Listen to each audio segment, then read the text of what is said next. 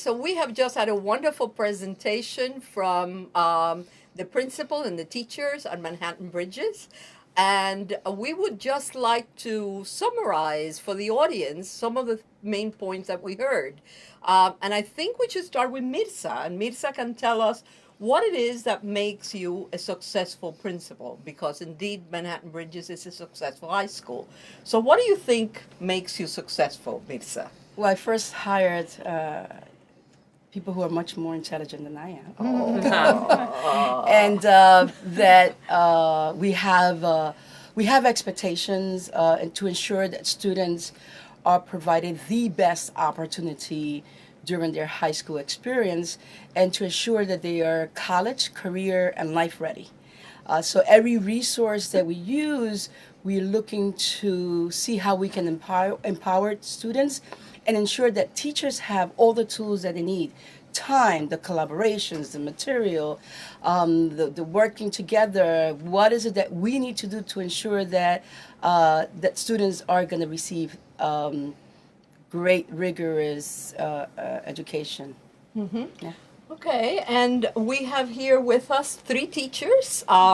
Some that work mostly with 9th and 10th grade, some that work mostly with 11th and 12th, some that are content teachers, some that are English teachers, and perhaps we can start with the 9th and 10th grade content teachers, math and social studies, and you can tell us a little bit about what you do that makes you successful with these students who are all Latinos and all at very different levels of English and Spanish, actually.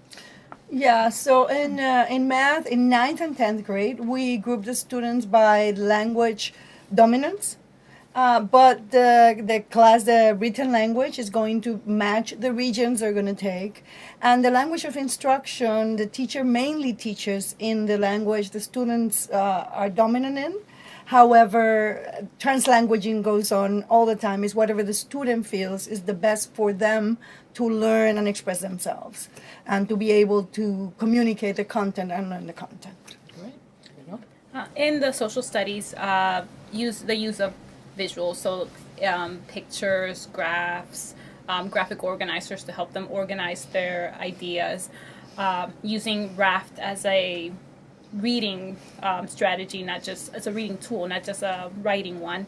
And could you explain what RAFT stands for? Yeah, What's RAFT the acronym? is role, audience, format, tone, and topic. Mm-hmm. So they read through searching for those particular things to help them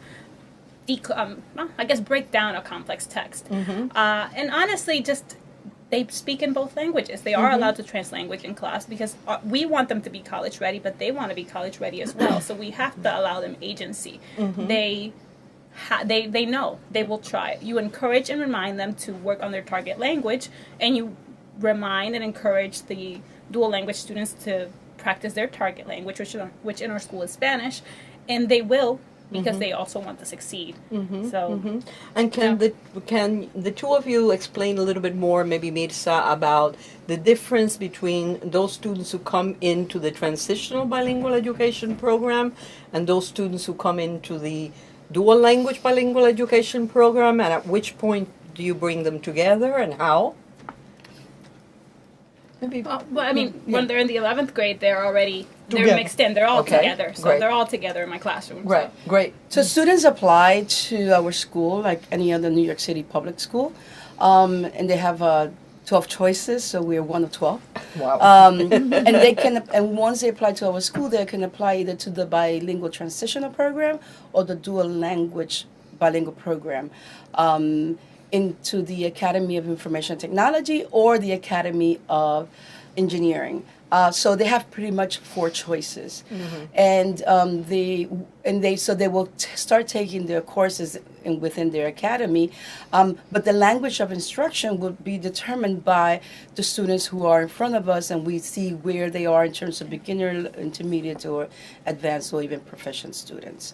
So it depends on who the students are. So we assess their level of understanding in Spanish and in English before they come to the school. So we're able to see what will be the best program for that particular cohort. So we tend to program by cohort on the core entering cohort based on what the students' needs are.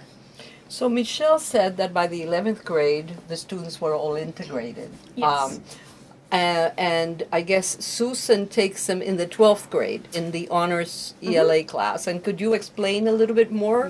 Sure. This year I teach 11th. I have taught 12th, Okay. but it's similar.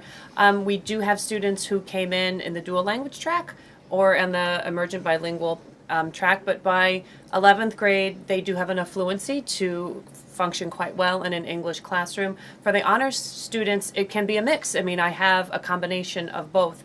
You might have the English language dominant kids who are orally more proficient, but their writing still needs work, or their reading comprehension still needs work. It's not by any means that if you're English speaker, you're better. You know, it just means you have maybe an advantage listening or speaking. But we also have extremely capable emergent bilinguals who are in my honors and who go on to AP English. Wow. And we work with all of them, and it's a nice group because they push each other. And we push them, and we expect great things, and then we get great things. Yes. And Mirza, people always say that it is impossible to have an 80% graduation rate when you start out with an all-Latino school and with such a high percentage of students who are classified as English language learners when they come in. So can you tell us what your secret is? Because I'm sure the audience will be very interested in learning what that secret is. So we proved that theory wrong because we have 85% graduating rate in 4 years, and then when we capture the data again, 6 years, usually it takes them another year or half a year. We have 90% of our students graduating.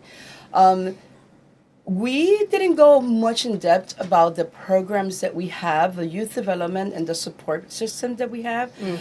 Every student is known by their name. We know their families. We bring the parents to the school. We teach them ESL, immigration classes, computer classes. We have an open door policy at our school. Parents are partners in this process.